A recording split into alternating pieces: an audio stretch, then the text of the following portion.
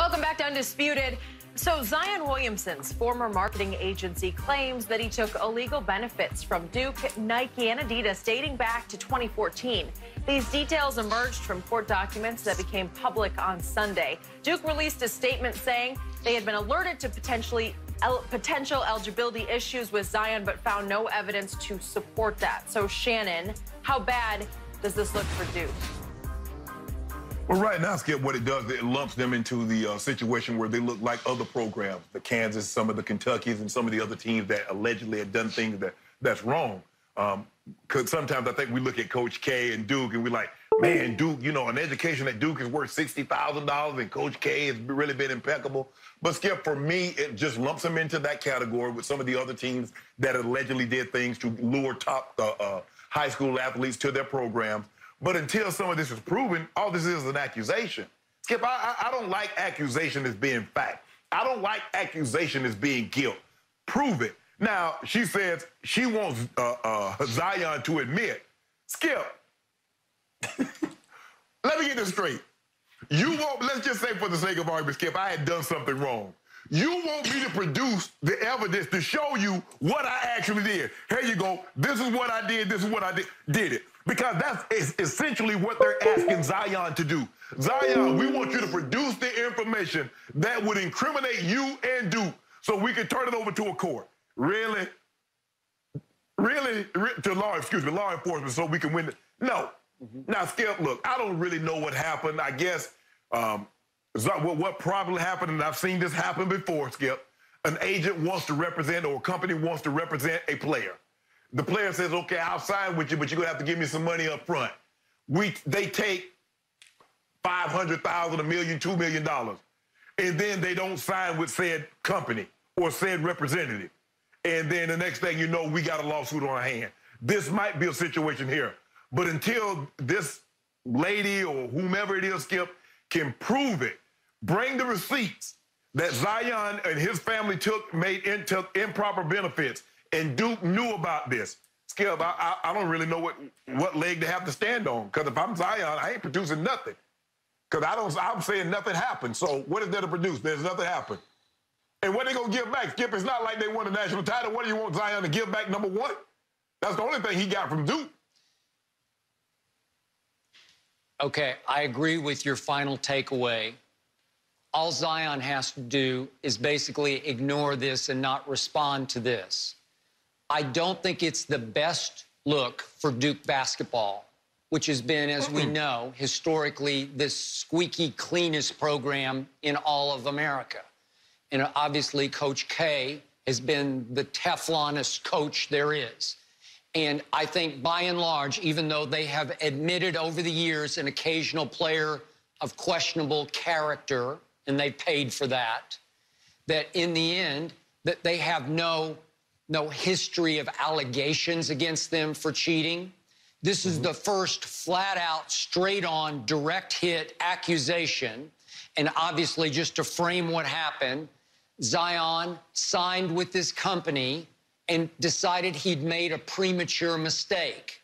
His mom was in the decision. His stepfather was in on the decision.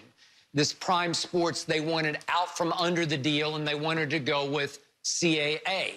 So to do so, they had to sue Prime Sports and say, we want out, and there's a loophole here that we can jump through, which is you're not certified by the NBA Players Association, and you're not registered as an athlete agent in North Carolina or Florida.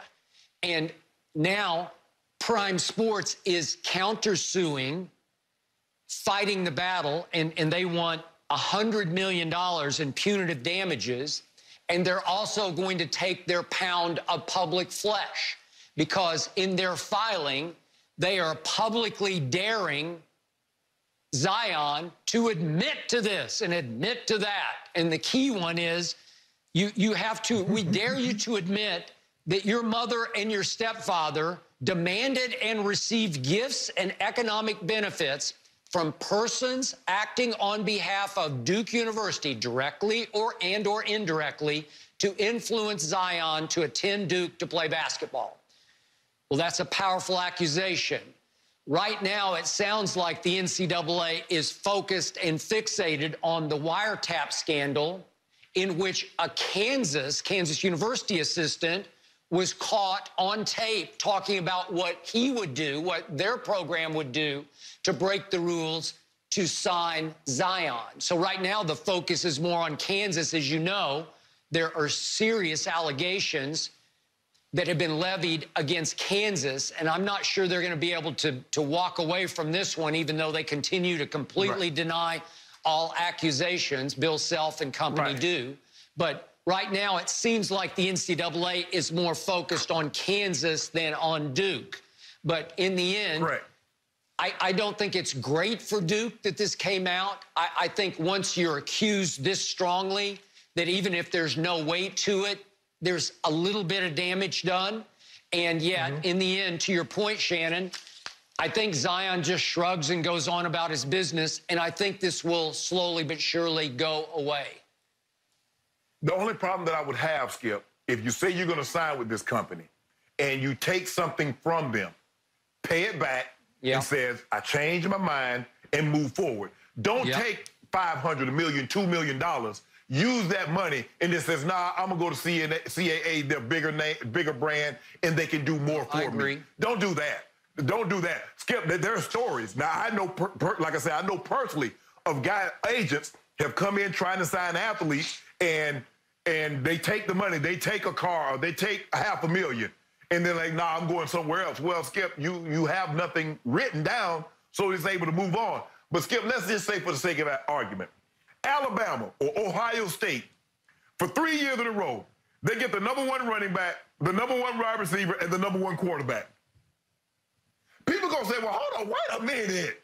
I understand you getting, top flight recruits, but how for 3 straight years you get the #1 player at three of the most important positions? How is that possible? What's going on here? You're gonna start looking into it. Because I'm gonna tell you what happened, Skip. I don't know if you remember the guy, Tank Black. Tank Black used to be my agent many, many years ago. But I left him and went with the guy that I'm currently with. Skip, he had 6 first-round draft picks. Agents lost their mind. How does Tank Black? He's not Lee Steinberg. He's not Tom Condon. How the hell he get 6? Well, they start digging around and come to find out he was paying some of the guys. Tank Black went and spent time went to the big house for about 3-4 years. So the look of it at Duke getting these guys, Skip, there might not be anything wrong, but the look of it, like, well, how every year they keep getting. Kentucky had that spell for a second, Skip. You remember they was getting Karl Anthony Towns, and they were getting Anthony Davis, and they getting John Wall, and they got Boogie Cousins. They getting like, well, hold on, wait a minute.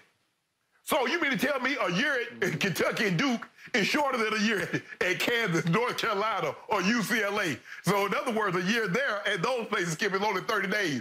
Because if you only go and, Skip, to fill your 1 year of eligibility, something has to lure you.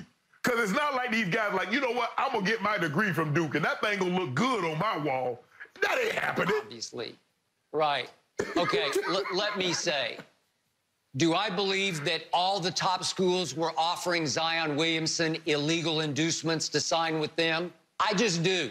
I just think that's the way of the world right now. And a lot of it is the NCAA's fault, because these kids should not be forced to have to play 1 year of college basketball. It's so hypocritical, and it's just so wrong. So it's hard for me to condemn them for breaking what I think are absurd rules. If Zion got $5 million, then he was underpaid at Duke. He should have got more, because those lines, Skipping, they had LeBron, they had Jay-Z, they had people in America that don't even go to college games going to see this kid play. So I got no problem with it. If he got $5 million, he should have got another 5. That opens up a whole different discussion for a different day. I want to go back to Michael Jordan here. Was he a bully or a leader? I got a feeling you two may not agree about this one. Next on Undisputed.